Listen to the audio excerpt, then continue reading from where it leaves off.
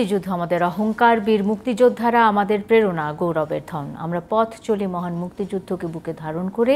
পথ চলতে চলতে দিন গিয়ে মাস হয়, মাস থেকে বছর, ঘুরতে থাকে রাজনীতি, অর্থনীতি, কূটনীতি সহ সব জায়গা। যুগ যুগ ধরে রাজনীতির সংজ্ঞায় যে জনগণই সকল ক্ষমতার উৎস, আদতে সেই জনগণ কতটুকু ভাগ পায় রাজনৈতিক চর্চায়? নতুন নতুন জোট, রাজনীতির মেরুকরণ, ভোটের খেলায় কি প্রভাব ফেলল, মিলল কি সমীকরণ? দর্শক, সব প্রশ্নের উত্তর জানতেই আজকের এই আয়োজন। সবাইকে স্বাগত জানাচ্ছি জুলফিকার স্টিল প্রেজেন্স ডিবেট টুনাইটে। আমি সোনিয়া হক আপনাদের সাথে আছি। রাজনীতির হালচাল নিয়ে কথা বলবো আজ, শিরোনাম সেটাই রেখেছি। এবং এই বিষয়টি নিয়ে কথা বলতে আমাদের সাথে আমাদের অতিথিরাও যুক্ত হয়ে গেছেন এরই মধ্যে। আজ যুক্ত হয়েছেন আহমদ হোসেন এমপি, নেত্রকোনা ৫ আসনের সংসদ সদস্য, আওয়ামী লীগের কেন্দ্রীয় সাংগঠনিক সম্পাদক, পঞ্চমবারের মতো সাংগঠনিক সম্পাদক নির্বাচিত তিনি। ছাত্রজীবন থেকে রাজনীতির সাথে যুক্ত, সিলেট বিভাগের দায়িত্বপ্রাপ্ত সাংগঠনিক সম্পাদক আহমদ হোসেন এমপি। আমাদের সাথে যুক্ত হয়েছেন শামসুজ্জামান দুদু, বিএনপির ভাইস চেয়ারম্যান, বিএনপি চেয়ারপারসনের সাবেক উপদেষ্টা, চুয়াডাঙ্গা ১ আসন থেকে দুবার নির্বাচিত সংসদ সদস্য, বাংলাদেশ জাতীয়তাবাদী ছাত্রদলের সাবেক কেন্দ্রীয় সভাপতি শামসুজ্জামান দুদু, তিনিও যুক্ত হয়েছেন। আরও যুক্ত হয়েছেন জাকারিয়া কাজল, সিনিয়র সাংবাদিক, সাবেক সভাপতি ইকোনমিক রিপোর্টার্স ফোরাম, সাবেক ভারপ্রাপ্ত মহাসচিব বিএফইউজে, ঢাকা বিশ্ববিদ্যালয়ের গণযোগাযোগ ও সাংবাদিকতা বিভাগ থেকে স্নাতকোত্তর করেছেন জাকারিয়া কাজল। তিনজনকে স্বাগত জানিয়ে আলোচনা শুরু করতে চাই, রাজনীতির হালচাল নিয়ে কথা বলতে চাই।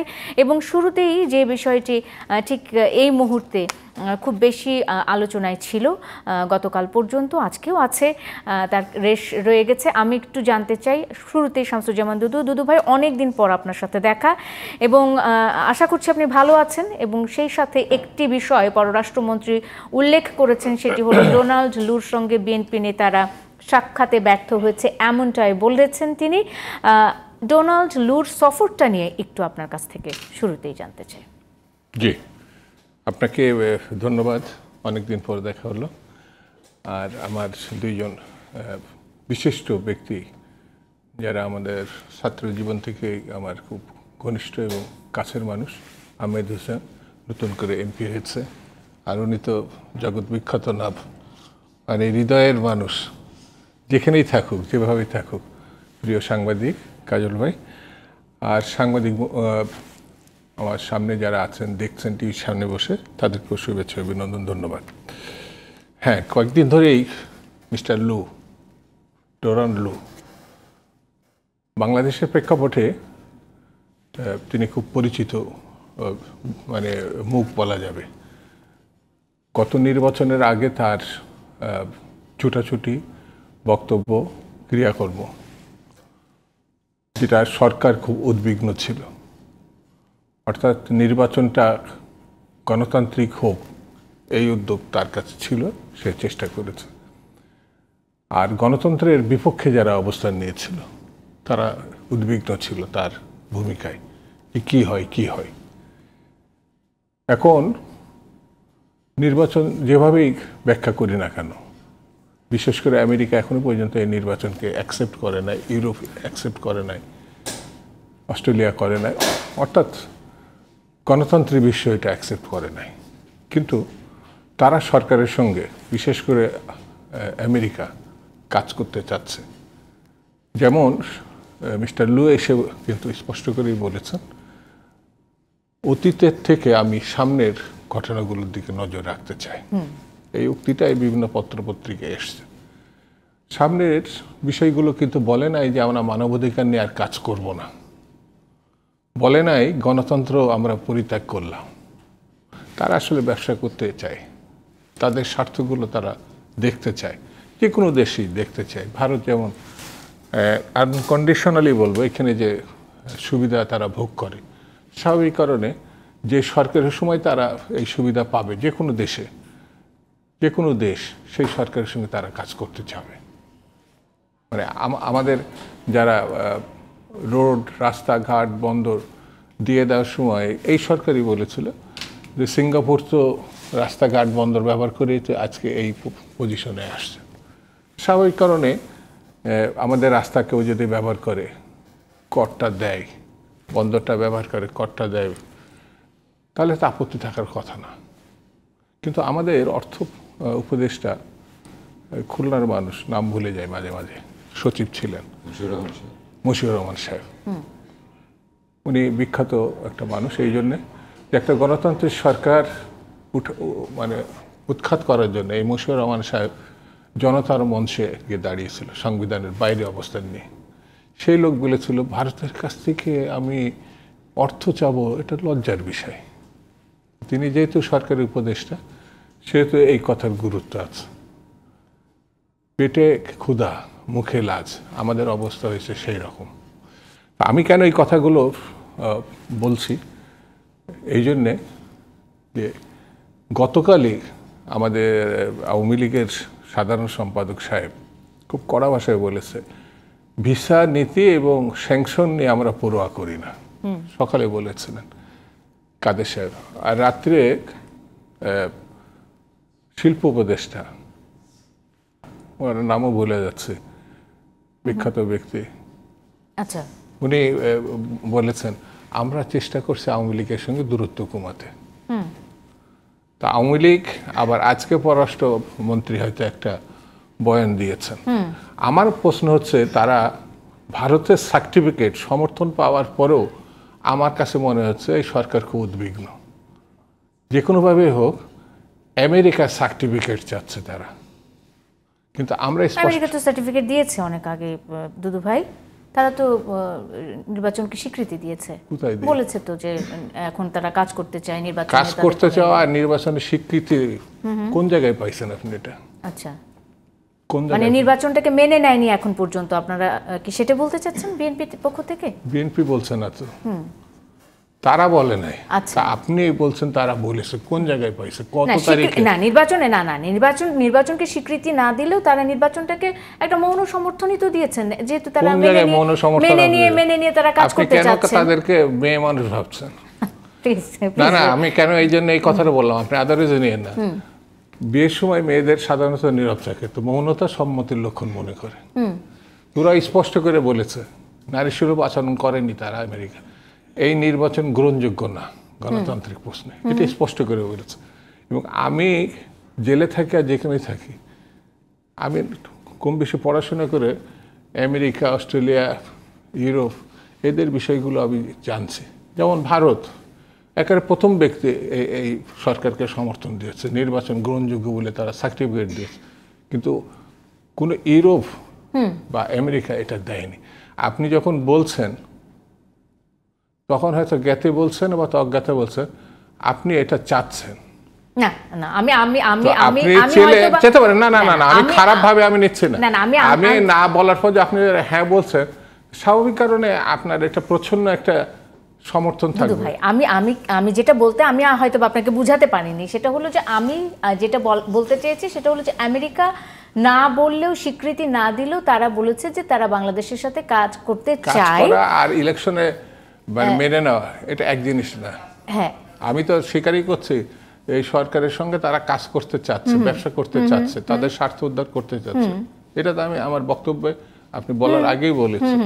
যে কোনো সরকার সব থেকে খারাপ সরকারের সঙ্গে এখনো কিন্তু আপনার রাশিয়ার সঙ্গে আমেরিকার অনেক ব্যবসা পাতি আছে, চীনের সঙ্গেও আছে, ভারতের সঙ্গেও আছে, কিন্তু ভারতকে নিষেধাজ্ঞা দেওয়ার হুমকি দিছে আমেরিকা। এটা নিশ্চয়ই আপনি খেয়াল করছেন, ইরানের বিষয়।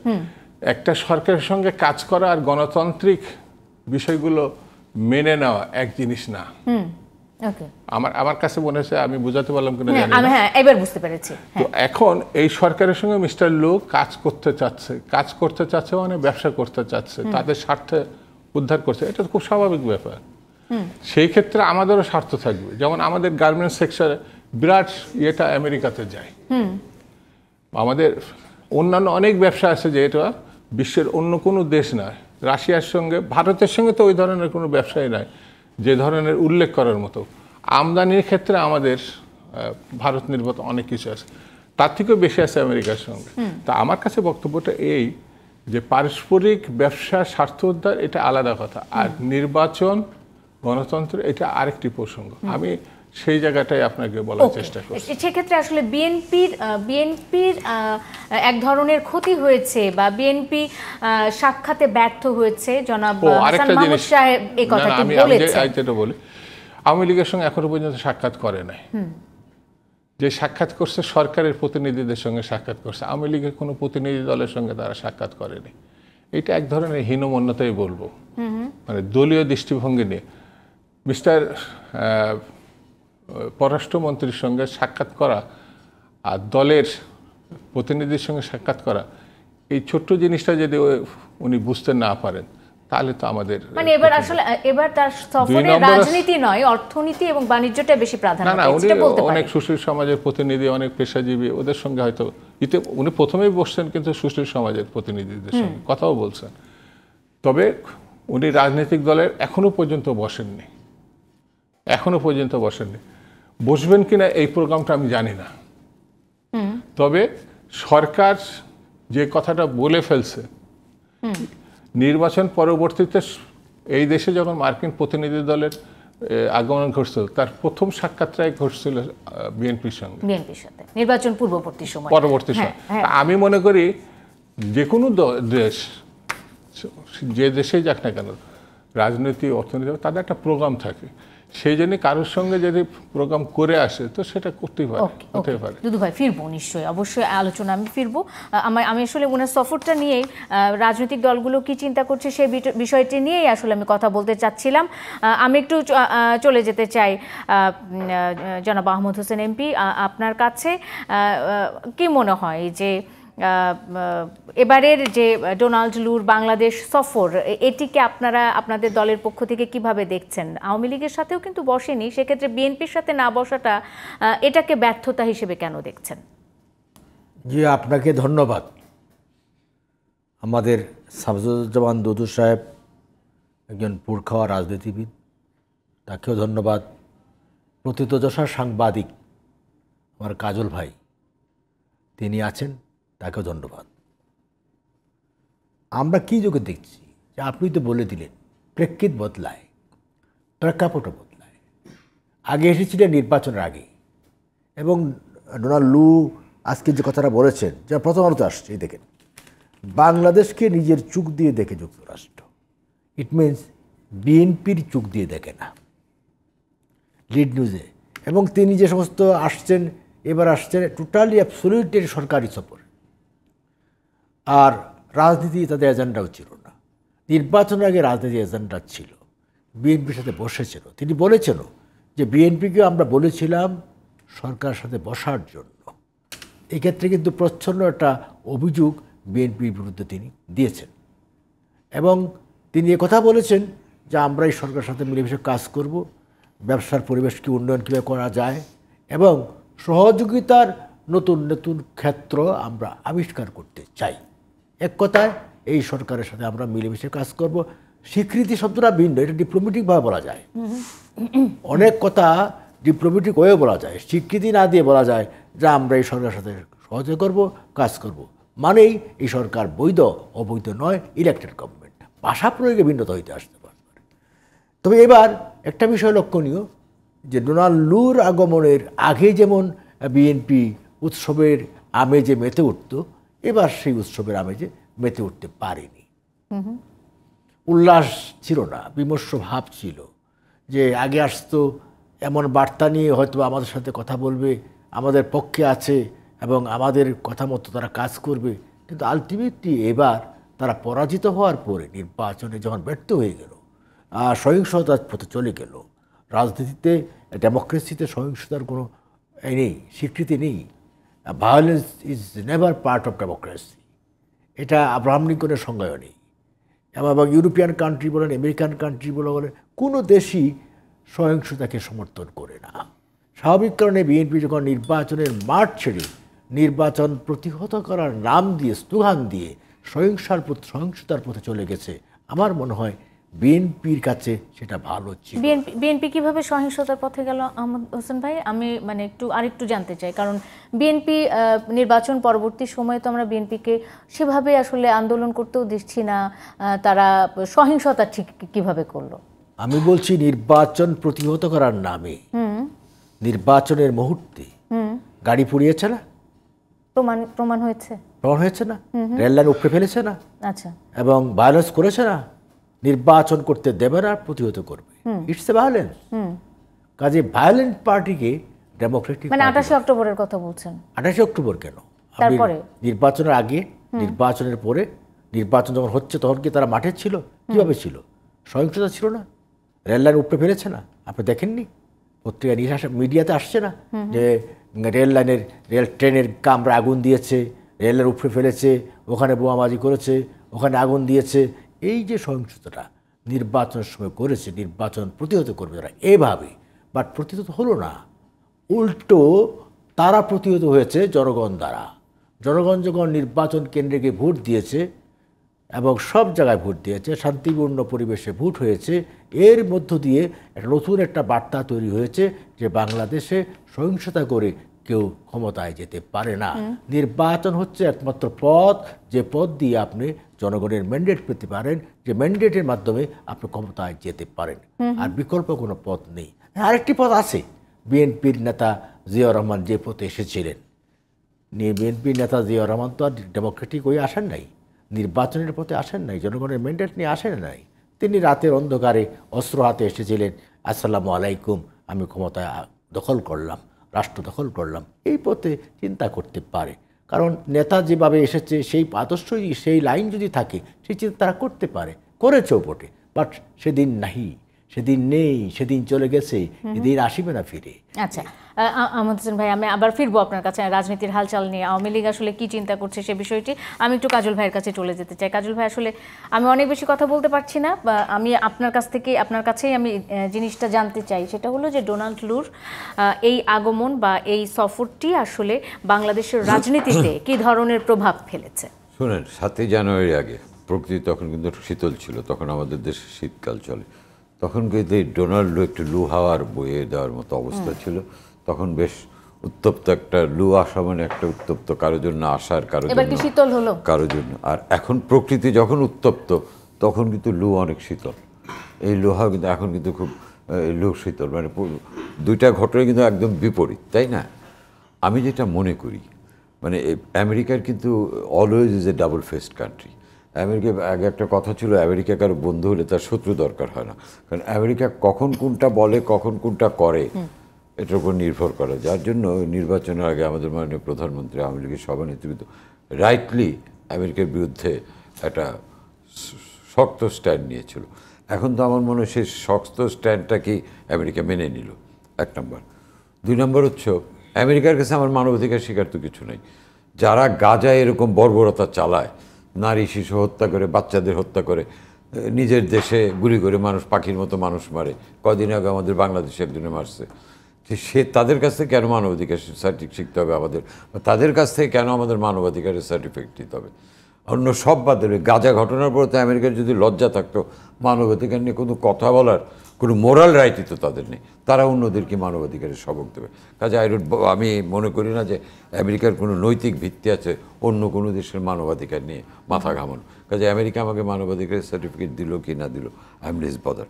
এখন এইবারের লুট সফর লোতো রীতিমতো বোডাউনি করলো, বা একদম রিভার্স, যে আমরা পুরনো কথা বলতে চাই না, আমরা সম্পর্ক এগিয়ে নিয়ে যেতে। হ্যাঁ, দুদু ভাই যেটা বললো এটা কারেক্ট, যে তারা বলেনি যে নির্বাচন, আবার এটাও তো বলেনি যে ওই নির্বাচন আমাদের সম্পর্কে কোনো এফেক্ট পড়বে, ফাংশনাল সম্পর্ক চলবে। কিন্তু নির্বাচন প্রসঙ্গে কিন্তু এখন এই মুহূর্তে পর্যন্ত ডোনাল্ডো কোনো কমপ্লেন করেনি।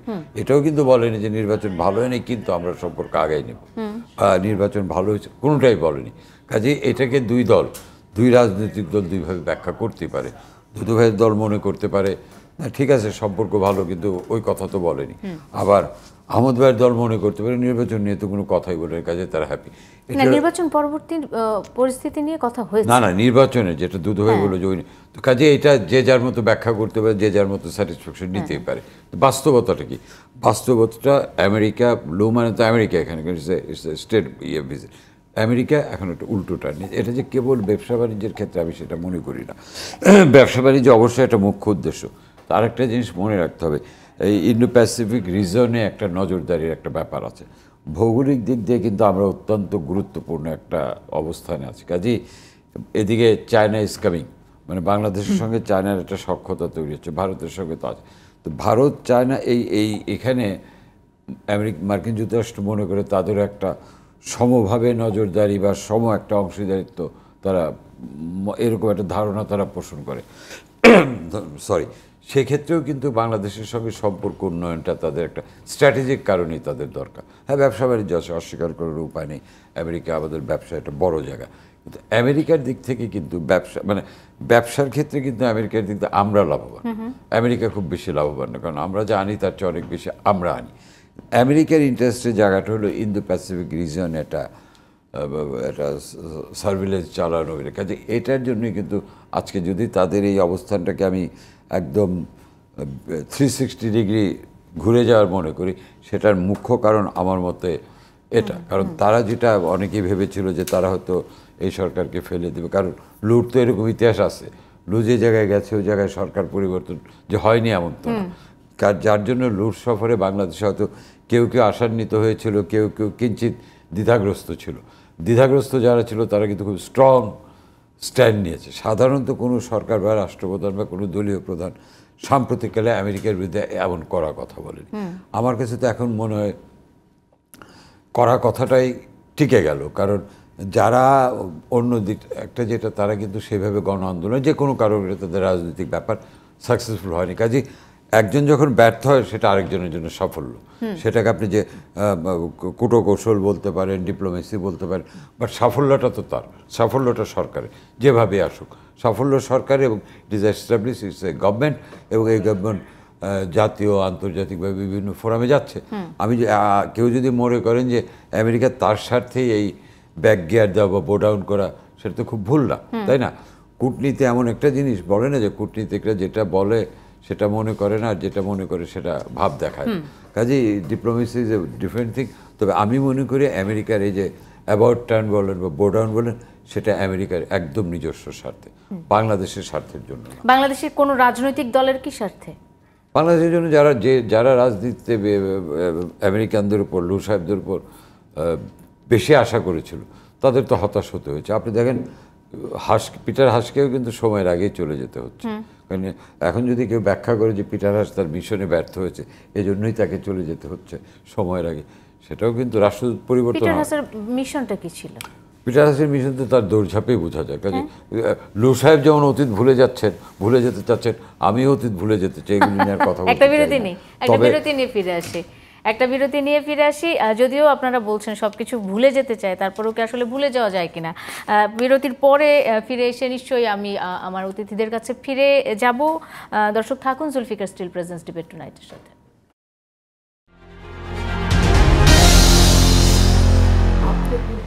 বিরতির পর স্বাগত আরেকবার। দেখছেন Zulfiqar steel presents debate tonight. আমি সোনিয়া হক আপনাদের সাথে আছি। আলোচনায় ফিরতে চাই। আমি এই অংশেও শামসুজ্জামান দুদু ভাই আপনার কাছেই শুরুতে চলে যেতে চাই, একটু জেনে নিতে চাই বিএনপির আন্দোলন কর্মসূচি নিয়ে। বিএনপি এখন আন্দোলন নিয়ে কি ভাবছে? আমরা শুনেছি যে সমমনা দলগুলো নিয়ে যুগপৎ আন্দোলনের এক ধরনের সিদ্ধান্ত আপনারা নিয়েছেন, পরিকল্পনা করছেন।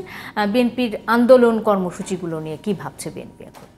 না, দেশে তো মানে গণতন্ত্র, রাজনীতি, অধিকার, এগুলো কোনোটাই নাই। তো এটার থেকে ফিরে আসার একটা পথ ছিল 7 জানুয়ারি যে নির্বাচনটা হয়েছিল, সেই নির্বাচনটা যদি অংশগ্রহণমূলক হতো, গ্রহণযোগ্য পর্যায়ে থাকতো, যদি একটা কেয়ারটেকার সরকারের অধীনে করা যেত, তাহলে হয়তো অতীতে যাই হোক মানে এই ফিরে আসার রাস্তাটা পাওয়া যেত।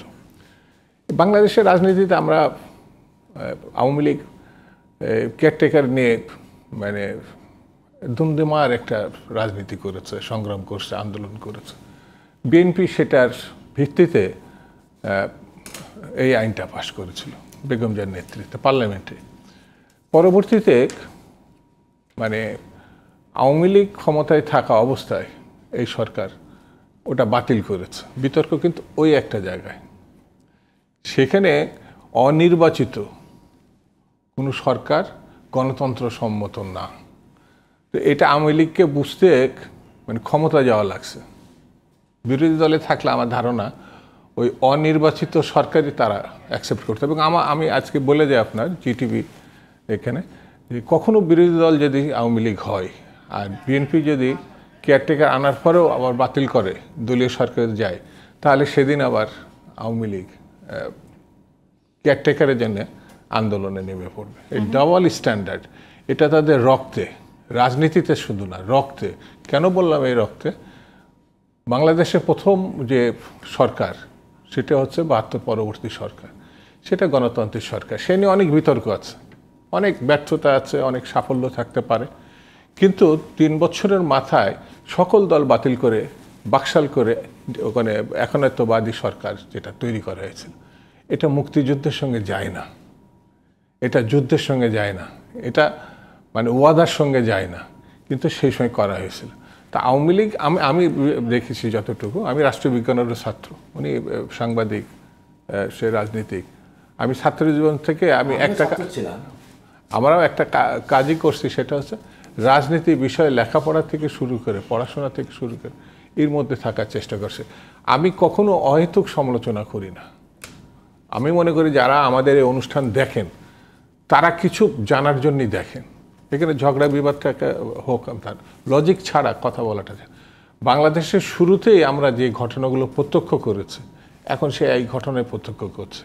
অর্থাৎ ডাবল স্ট্যান্ডার্ড একটা দলের কাছে জাতি বা দেশ এটা পড়েছে। সেটা কি, যারা কেয়ারটেকার প্রতিষ্ঠা করেছিল তারা কেয়ারটেকার বাতিল করেছে। তো আমার ধারণায়, আমার এখানে যে কেয়ারটেকার ছাড়া আর গণতন্ত্র প্রতিষ্ঠার দ্বিতীয় কোনো পথ সামনে আছে, এটা আমার কাছে মনে হয় না। কারণ এই সরকার যে জায়গায় এসে দাঁড়িয়েছে, জবাবদিহিতার যে সুযোগটা তারা ছিল সেটা বন্ধ করে দিয়েছে। এই সরকার সীমাহীন, মানে কি বলবো, অর্থনৈতিক ব্যর্থতা, যেটাকে লুটপাট বলেন, ব্যাংক, বাজার ঘাট, মানে যাচ্ছে তা একটা অবস্থা। সেখান থেকে তাদের ক্ষমতা ছাড়াটা খুব, তারা নিজেরা মনে করছে। দেশে এখন আরো একটা বড় ইলেকশন চলছে, উপজেলা নির্বাচন চলছে। দুদু ভাই, উপজেলা নির্বাচন নিয়ে কিছু বলবেন কিনা? এখানে তো আমরা নির্বাচন থেকে নিজেরা বেরিয়ে এসছি, বলেছি যে এই সরকার, এই নির্বাচন কমিশন, এই প্রশাসন, এই আইন শৃঙ্খলা বাহিনীতে, এই যে আজকে আপনি একটা পত্রিকা দেখলাম, আওয়ামী লীগেরই একজন নেতা, ঠাকুরগার, আওয়ামী লীগের সদরের পদের প্রেসিডেন্ট, স্পষ্ট করে সে যে ব্যাখ্যাটা দিয়েছে যে এই দেশে ভোটটা ধ্বংসই করেছে আওয়ামী লীগ, ভোটটাই ধ্বংস করেছে সরকার। সেখানে মানুষ আর ভোটের ব্যাপারে কোনো আগ্রহী না, অর্থাৎ ভোট কেন্দ্রিকে ভোট দেবে। আওয়ামী লীগেরও তো 25-30% একটা মাত্রা আছে, যেমন বিএনপির একটা আছে ভোট। ওই লোক তো মানে আওয়ামী লীগের সাপোর্টার যারা, তারাও ভোট কেন্দ্রে যায় না, মনে করে তার কোনো প্রয়োজন নাই। কিন্তু বিএনপির বারবার নির্বাচন বর্জন। দুদু ভাই, তৃণমূলের নির্বাচন, আমরা যতটুকু জানি স্থানীয় সরকার নির্বাচনটা আসলে তৃণমূলের নির্বাচন। এভাবে তৃণমূলের যে নির্বাচনটা, আসলে দলটাকে কি ক্ষতিগ্রস্ত করা হচ্ছে? আরো সুসংগঠিত হচ্ছে, আচ্ছা, আরো শক্তিশালী হচ্ছে, পরীক্ষিত একটা পর্যায়ে উত্তরণ ঘটেছে। আমার ধারণা হচ্ছে সমসাময়িক সময় সব থেকে সংগঠিত দল এখন বিএনপি। যদি কোনো দারোয়ানকে প্রধান করে মানে সরকার প্রধান করে ইলেকশন করেন, মানে কেয়ারটেকার না করো, সেখানে বিএনপি 70 বলবো না, 80% তারা ভোটে। কেয়ারটেকার না করেও, কেয়ারটেকার মানে কি অত যোগ্য লোক না। যদি আমার শেখ হাসিনা বা আওয়ামী লীগের যারা এখন শক্তিশালী ব্যক্তিত্ব, তাদের বাড়ির কোনো দারোয়ানকেও সরকার প্রধান করে ইলেকশন করে, তাহলেও দেখবেন কোনোভাবে জেতা সম্ভব হবে না। দুদু ভাই ধন্যবাদ। আমি আসলে উপজেলা নির্বাচন নিয়ে একটু জাকারিয়া কাজল ভাইয়ের কাছে চলে যেতে চাই। কাজল ভাই, বিএনপির অংশ না নেয়া এবং আওয়ামী লীগের যে আমরা নতুন নতুন ফরম্যাট দেখি, এই কারণে নির্বাচনটিকে অংশগ্রহণমূলক, প্রতিনিধিত্বমূলক করার জন্য যে বিভিন্ন ধরনের ফরম্যাট আওয়ামী লীগ অ্যাপ্লাই করে, এবং এর ফলে আপনার কি মনে হয় যে সাধারণ যে জনগণ, তাদের যে রাজনৈতিক চর্চা, সেটা আসলে সংকুচিত হয়ে আসছে, সেই জায়গাটা সংকুচিত হয়ে আসছে কিনা? কাজল ভাই, আপনার বিশ্লেষণ জানতে চাই। আপনার এখানে আমি সাথে ইলেকশন আগে বলেছিলাম যে আওয়ামী লীগ যে নতুন এক্সপেরিমেন্টে গেল, এতে করে কিন্তু আওয়ামী লীগের অভ্যন্তরীণ একটা দ্বন্দ্ব, কলহর একটা সুযোগ, মানে আশঙ্কা আমি দেখছি। অনেক ক্ষেত্রে কিন্তু এটা সত্য বলে প্রমাণিত হয়েছে। উপজেলায় যেটা হচ্ছে, উপজেলায় আওয়ামী লীগের প্রথম যেটা ব্যর্থতা, সেটা হচ্ছে তারা যেই ফরমান জারি করেছিল যে মন্ত্রী এমপিদের স্বজন টজন, সেটা পরিপূর্ণভাবে ওটা অনুশীলনে আওয়ামী লীগ সফল হয়নি। আর এখন যেটা হচ্ছে, আমি একটা উদাহরণ দিই, আমার যে উপজেলা, মানে আমার পাশে আখাউড়া, কসবা আখাউড়া একসঙ্গে, এই উপজেলায় 2জন আওয়ামী লীগের প্রার্থী, মানে চেয়ারম্যান পদে দুজন প্রার্থী, একজন আনারস প্রতীকে লড়ছেন আর একজন ঘোড়া প্রতীকে লড়ছেন।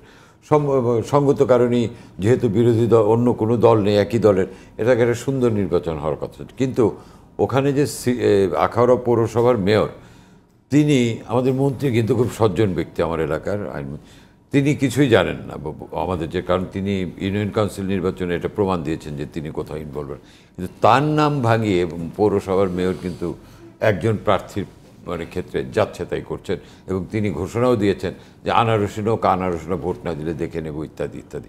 এতে করে কিন্তু আমি যদি কারণে এই কথাটা বললাম যে আওয়ামী লীগের যারা ভোটার, যে প্রসঙ্গটা দুধুভাই বলল, তারাও কিন্তু একটা আশঙ্কা থেকে নিরুৎসাহিত হবে ভোট দিতে। ভাই আমি কেন দেবো, এই দুই ক্ষমতাসীন লড়বে, আমার গিয়ে মরার দরকার কি? এটাও কিন্তু এই ভোট কমার একটা কারণ। তবে আমার উপজেলার ক্ষেত্রে আমি ব্রাউনবাড়ির যিনি রিটার্নিং অফিসার তাকে ধন্যবাদ দিতে চাই। তিনি কিন্তু ওই ক্ষমতাসীন মেয়রকে লিখিত শোকজ করে ডেকে সশরীরে হাজির করতে বলেছেন এবং শোকজ করেছেন।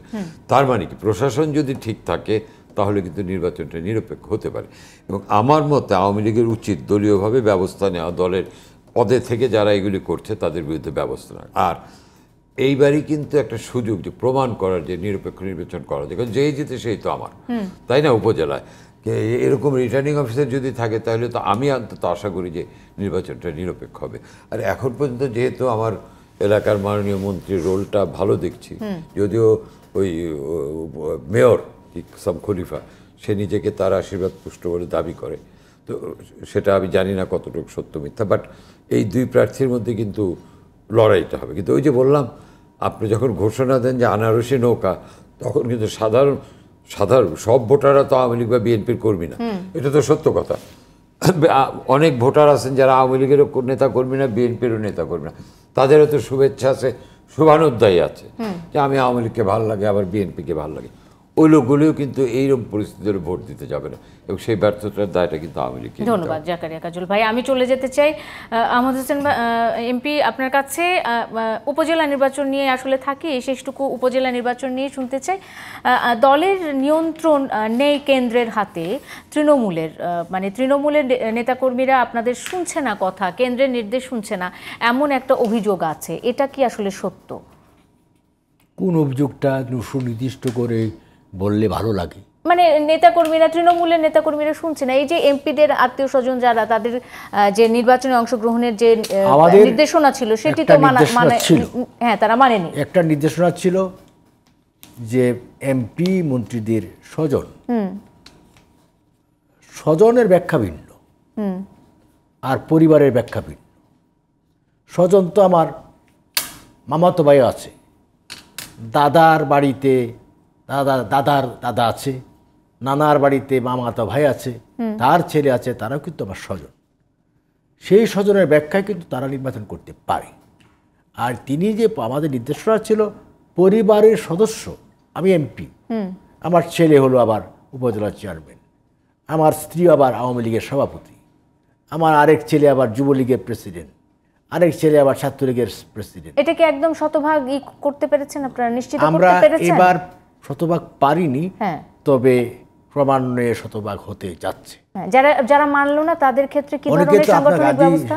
আপনার গাজী সাহেব তো এমপি ছিল, তার ছেলে দাঁড়িয়েছিল, কিন্তু উনি উইথড্র করেছেন। এটা কি সফল আমরা হইনি? না, সকলেই তো মানছে না, যারা মানছে না তাদের ক্ষেত্রে কি হচ্ছে? এর মধ্যে যখন আমাদের সাবেক মন্ত্রী শাহাবুদ্দিন সাহেব ছিলেন, তার ভাগ্নে ছিল উপজেলা চেয়ারম্যান, আগেই ছিল, ন্যাচারালি তার একটা রাইট তো এখানে আছেই, সে ইলেক্টেড উপজেলা চেয়ারম্যান ছিল, দাঁড়িয়েছে।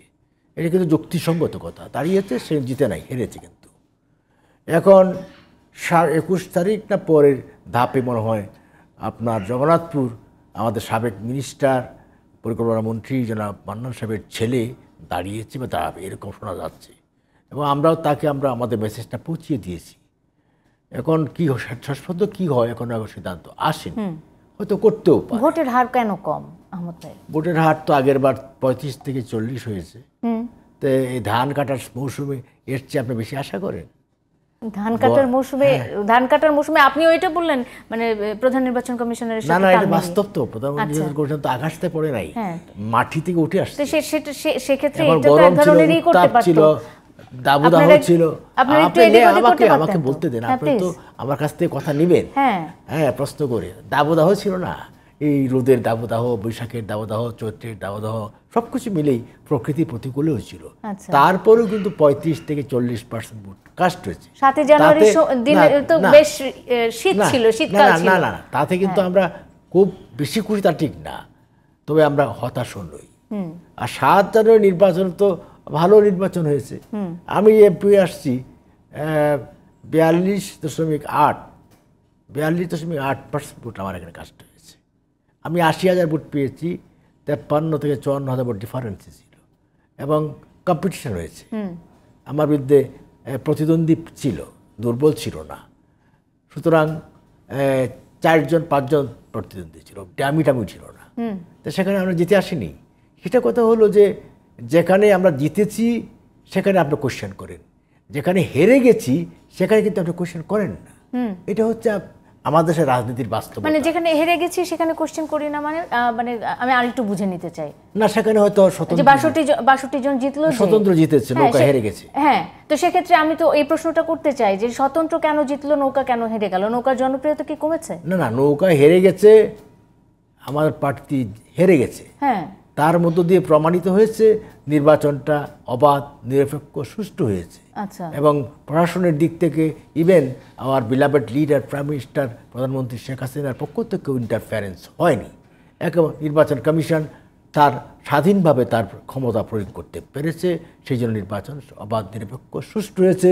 যে কারণে ডোনাল্ড লু বাস্তবতাকে মেনে নিয়েছে।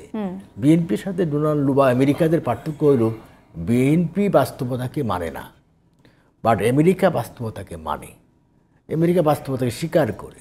যেমন ভিয়েতনামে যুদ্ধ হয়েছে, বহু সৈন্য মারা গেছে আমেরিকার এবং বহু মানুষ মারা গেছে ভিয়েতনামে, তারপরেও ভিয়েতনাম তাদের এখন বন্ধু। এটা হচ্ছে আমেরিকা হলো ডাইনামিক, বাস্তবতাকে মেনে নেওয়া, বাস্তবতাকে স্বীকার করা এবং সে বাস্তবতার উপর ভিত্তি করে ডিসিশন নেওয়া। আর আমেরিকা হচ্ছে যেখানে ছিলাম সেখানে দাঁড়িয়ে আছি। রাজনীতি ইটস এ গেম, এটা খেলা। কখনো স্যাংশন দিবে, কখনো ভিসা নীতি দিবে, আবার কখনো এসে সমর্থন দিবে। হ্যাঁ, এখন পার্টি যখন বাংলাদেশের রাজনীতিতে আমাদের নেতা প্রধানমন্ত্রী শেখ হাসিনা তিনি দেশ চালাচ্ছেন, তিনি পার্টি প্রধান, তিনি কিন্তু পার্টিটা পরিচালনা করেন। যুদ্ধের কৌশল, নির্বাচনের কৌশল, এগুলো তিনি ঠিক করেন। বাট বিএনপি তো ওই কৌশল নির্ধারণ করার মতো নেতৃত্ব নাই। এক কথা, বেগম জিয়া অসুস্থ অবস্থায় কারাগারে আছেন দণ্ডপ্রাপ্ত হয়ে, তার ছেলে পালিয়ে আছে লন্ডনে। সুতরাং এখানে ডিসিশন নেওয়ার মতো ক্ষমতা কারো নাই, যে কারণে বিএনপি যেখানে ছিল সেখানেই দাঁড়িয়ে আছে। আবার যে প্রসঙ্গে চলে গেলাম, সেই প্রসঙ্গে আবার আলোচনা শুরু করলে দুদু ভাইকে আমাকে অবশ্যই সময় দিতে হবে। আমি আসলে ওই প্রসঙ্গে আর যেতে চাই না। বিএনপির নেতৃত্ব নিয়ে অসংখ্য ধন্যবাদ। আজকের মতো শেষ করতে হচ্ছে, নিশ্চয়ই অন্য কোনো দিন আরও এই বিষয়গুলো নিয়ে কথা বলবো। আপনাদের তিনজনকে ধন্যবাদ, আহমদ হোসেন, শামসুজ্জামান দুদু এবং জাকারিয়া কাজল, তিনজনকে ধন্যবাদ জানিয়ে শেষ করতে চাই আজকের মতো Zulfiqar steel presents debate tonight. সঙ্গে থাকার জন্য ধন্যবাদ সবাইকে।